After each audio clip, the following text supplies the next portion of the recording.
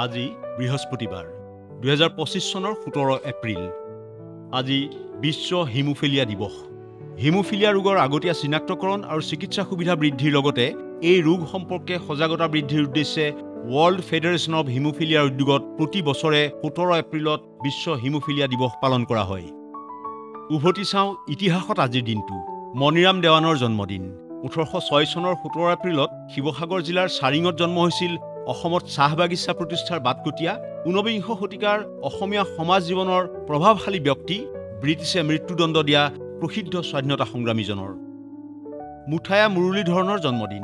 1972 চনৰ 17 এপ্ৰিলত শ্ৰীলংকাৰ কেন্দিত জন্ম হৈছিল 800 টেষ্ট উইকেট আৰু 530তকৈ অধিক এদিনীয়া আন্তৰ্জাতিক ক্ৰিকেটৰ উইকেট দখল কৰা একমাত্ৰ খেলুৱৈ হিচাপে পৰিগণিত শ্ৰীলংকাৰ প্ৰাক্তন অফ ব্ৰেক বলাৰ তথা প্ৰশিক্ষকজনৰ। বেঞ্জামিন ফ্ৰেংকলিনৰ মৃত্যু।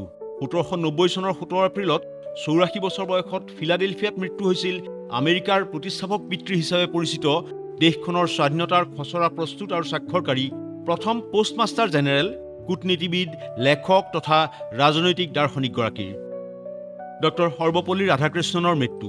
1975 চনৰ 17 এপ্ৰিলত 86 বছৰ বয়সত চেন্নাইত মৃত্যু হৈছিল ভাৰতবৰ্ষৰ দ্বিতীয়জন ৰাষ্ট্ৰপতি, বেনাৰস হিন্দু বিশ্ববিদ্যালয়ৰ প্ৰাক্তন উপাচাৰ্য আৰু ছোভিয়েট ৰাছিয়াত ভাৰতৰ ৰাষ্ট্ৰদূত হিচাপে কাৰ্যনিৰ্বাহ কৰা ভাৰত ৰত্নৰে সন্মানিত দাৰ্শনিক পণ্ডিত শিক্ষাবিদজনৰ। গেব্ৰিয়েল গাৰ্চিয়া মাৰ্কেজৰ মৃত্যু। 2014 চনৰ 17 এপ্ৰিলত 87 বছৰ বয়সত মেক্সিকোত মৃত্যু হৈছিল 20 শতিকাৰ অন্যতম শ্ৰেষ্ঠ লেখক হিচাপে স্বীকৃত সাহিত্যৰ নোবেল জয়ী কলম্বিয়ান ঔপন্যাসিক, চুটিগল্প লেখক তথা সাংবাদিকজনৰ। কানাডা আইন ঘোষণা।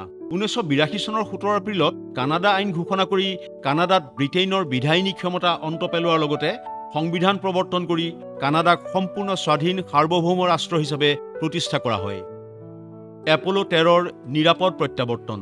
1970 চনৰ 17 এপ্ৰিলত এপ'ল' 13ৰ কমাণ্ড মডিউলে নিৰাপদে পৃথিৱীৰ বায়ুমণ্ডলত পুনৰ প্ৰৱেশ কৰি মহাকাশ ইতিহাসৰ এক উত্তেজনাপূৰ্ণ অধ্যায়ৰ অন্ত পেলায়।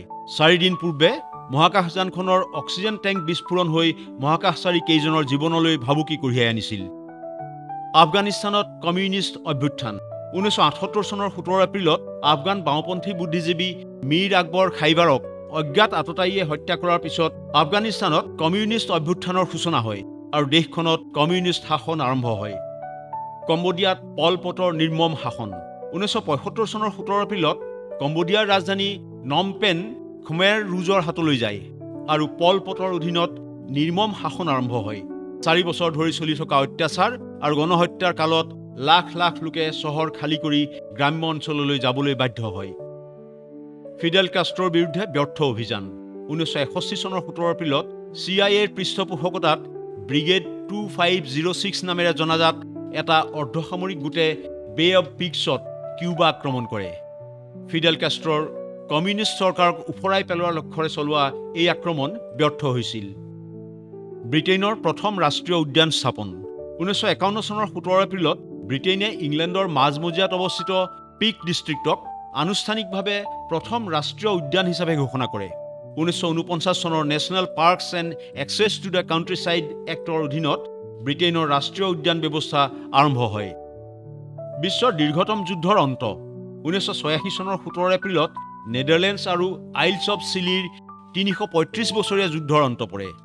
1651 চনত ঘোষণা কৰা এই যুদ্ধ বিশ্বৰ আটাইতকৈ দীঘলীয়া ৰক্তপাতহীন যুদ্ধ হিচাপে পৰিগণিত হৈছিল। ডায়েট অৱ ৱৰ্মছৰ আগত মাৰ্টিন লুথাৰ। 1521 চনৰ 17 এপ্ৰিলত মাৰ্টিন লুথাৰক কেথলিক গীৰ্জাক প্ৰত্যাহ্বান জনোৱা লেখাৰ বাবে ডায়েট অৱ ৱৰ্মছৰ সন্মুখত হাজিৰ কৰোৱা হয়। শুনানিৰ অন্তত তেওঁক বহিষ্কাৰ কৰি বেআইনী বুলি ঘোষণা কৰা হয়। ইনফৰমেশ্যন ডেস্ক, দেশ টুডে।